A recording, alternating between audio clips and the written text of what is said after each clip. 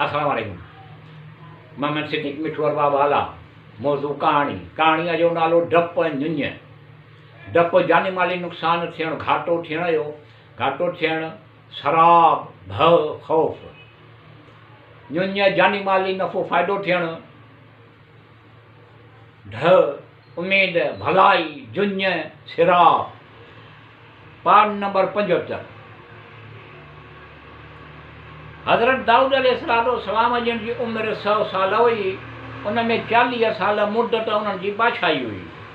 हज़रत दाऊद अलैहिस्सलाम जिन सां गॾु जबल, पखी तस्बीह कंदा हुआ, ईअं हुयो। हज़रत दाऊद अलैहिस्सलाम सां गॾु जबल, पखी सुबुह शाम तस्बीह कंदा हुआ, ईअं हुयो। कामन चयो देश खे किताब में लिखियलु आहे, ईअं ॾियो। असाबे सब्त जा हालात ईअं ॾियो।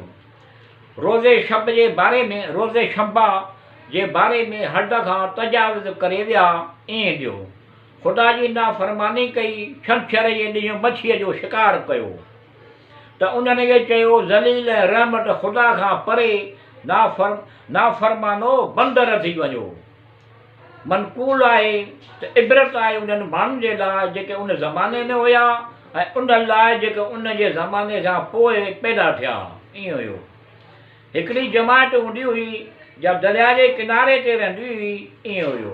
ख़ुदा जे रसूलनि उनखे रोज़े शंबा, छंछर जे ॾींहुं मछीअ जो शिकार करण खां मना कयो हुयो।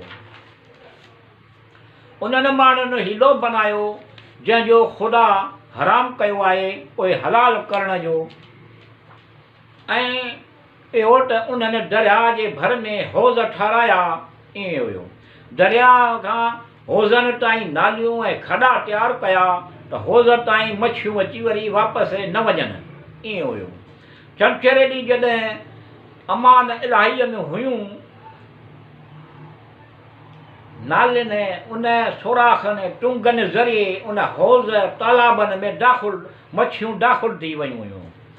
शाम जे वक़्तु चाहिनि दरिया में वापसि वञी ऐं शिकारनि जे शर खां महफ़ूज़ रहनि, ईअं ॾियो। त वञी कोन सघियूं हुयूं। उन्हनि हौज़नि में क़ैद थी, मछियूं क़ैद थी वयूं ऐं हथनि सां बासानीअ सां पकड़िजी वेंदियूं हुयूं। उन गिरोह जे माण्हुनि आश्चर्य जो वञी उन्हनि मछियुनि खे पकड़ींदा हुआ ऐं चवंदा हुआ त असीं छंछर जे ॾींहुं शिकार करियूं कोन, असीं छंछर जे ॾींहुं शिकार करियूं कोन को, बल्कि आश्चर्य जे शिकार आहे कयो। उहे दुश्मन ख़ुदा कूड़ चवंदा हुआ, ईअं हुयो। बल्कि हीले बहाने रोज़े शंबा, छंछर जो शिकार कंदा हुआ, ईअं हुयो। उन हाल में मुद्दतूं क़ाइमु रहिया, एसी ताईं जो मालदार थी विया, ईअं हुयो। ऐं फारगुल बाली जे सबबि अयाशी घणी करणु लॻा ऐं ऐशो शिरत सां रहणु लॻा, ईअं हुयो। उहे सभ जा सभ 80,000 शख़्स हुआ।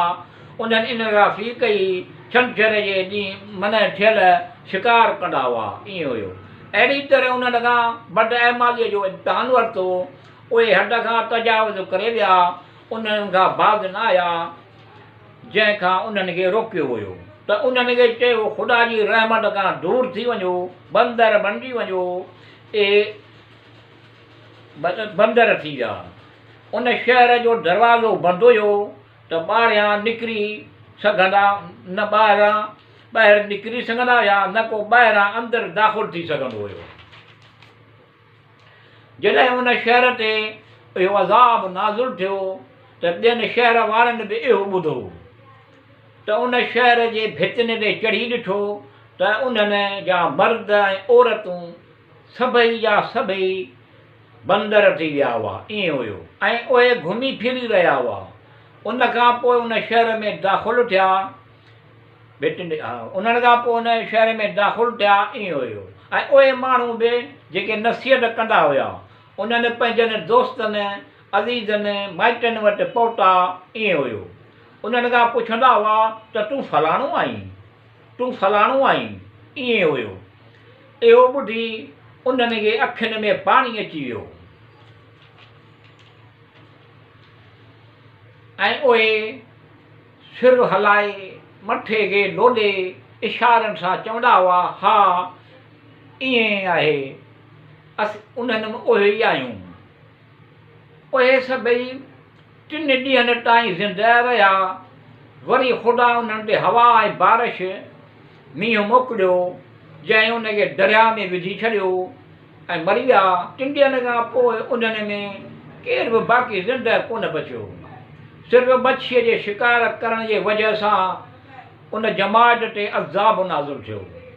मनक़ूल आहे त ख़ुदा यहूदनि खे हुकुम ॾिनो त जुमे ॾींहुं दुनिया जे कमनि खे तर्क करियो। उन्हनि क़बूल कोन कयो, बल्कि जुमे जे बजाए छंछरु ॾींहुं दुनिया में कमनि में मशगूल कोन हूंदा हुआ। ईअं हुयो। उन सबब करे ख़ुदा उन्हनि ते उन ई छंछर जे ॾींहं ते शिकार हराम करे छॾियो। ख़ुदा सारे सब्त खे एतिरी मोहलत ॾिनी जो उहे कसरत सां वधिया ऐं तमामु घणा माल दौलत वारा थी विया ऐं रोज़े शबा छंछरे ॾींहुं शिकार करणु लॻा ऐं चयो त असां ते माल दौलत जी कसरत कई वई आहे, सिहत तंदुरुस्ती में ज़्यादा घणी आहे। असां खां पहिरीं वारनि ते छंछर ॾींहुं शिकार करणु हराम हुयो, असां लाइ छंछर ॾींहुं शिकार करणु हलाल आहे। असां ते नेमतूं आहिनि। राति जो इहे माण्हू ग़फ़लत में सुता पिया हुआ त ख़ुदा उन्हनि ते अज़ाब नाज़िल कयो। मनक़ूल आहे त अहले बसरा वारनि जी हिकु जमायत क़ौम समूद जी हुई। ईअं थियो हुयो।